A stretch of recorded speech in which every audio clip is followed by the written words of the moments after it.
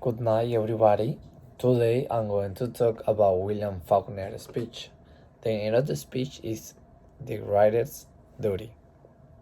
Before to talk about the speech and pathos, logos, and ethos, I want to talk a little bit about him. He was born on September 25 in 1897 in Mississippi.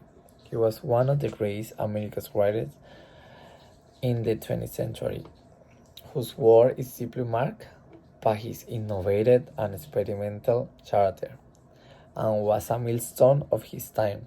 If you don't know who is Milestone, also he was a writer, but he was one of the pioneers of the literature in the United States. Well, in Faulkner's speech, he used many different forms of figurative language, another stylish element to show his purpose. In his speech, he repeats important words like compassion, agony, pity, endurance, and courage. By choosing to repeat those words, he emphasizes them and gets the reader to pay attention to them. That's a good way to catch the people when you are giving a speech. The same words that he chooses to repeat are also words that reflect strong emotion. People do not take words like endurance and courage lightly because those words evoke emotion and memories, and that was his idea. Like he wanted that the young writers pay attention to him because he was living in a when he was in a young life, he was living the worldwide, the world war, and he knew that for him the writing was important.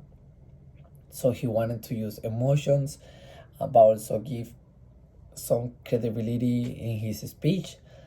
Faulkner strategically arranged and used still elements in his essay to appeal to his audience and achieve his purpose. He appeals logically to his audience by relating to something they all understand and know.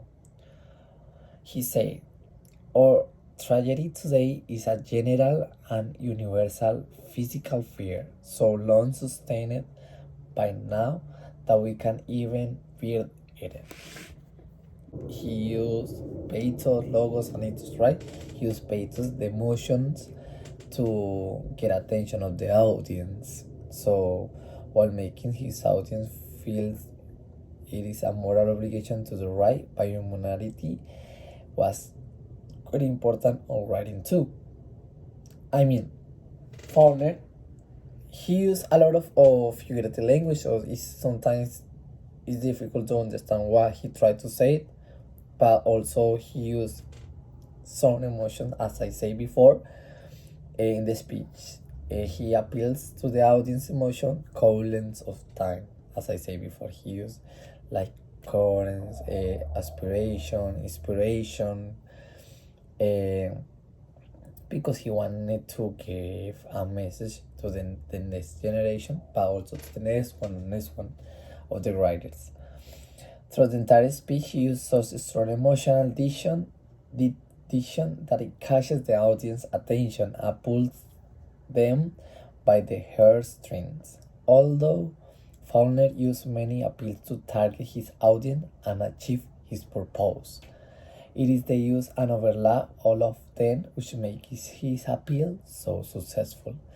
It was the way that he used pathos, because we are in 2021 and until today that speech is emotional but also important for all the writers that know about him, about the past, on what happened in the years.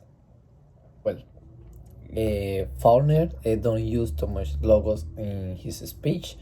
However, he used one phrase that I like it, and I think that could be logos.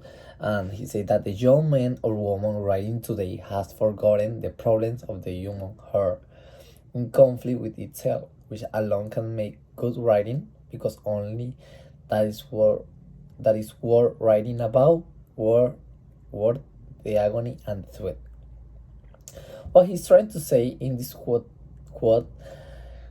is that writers who write using their hearts producing a better outcome, and that's true. If you are writing with your feelings, with your emotions, you're going to receive the same prize that he got at his time, like a Nobel Prize that he got in his time.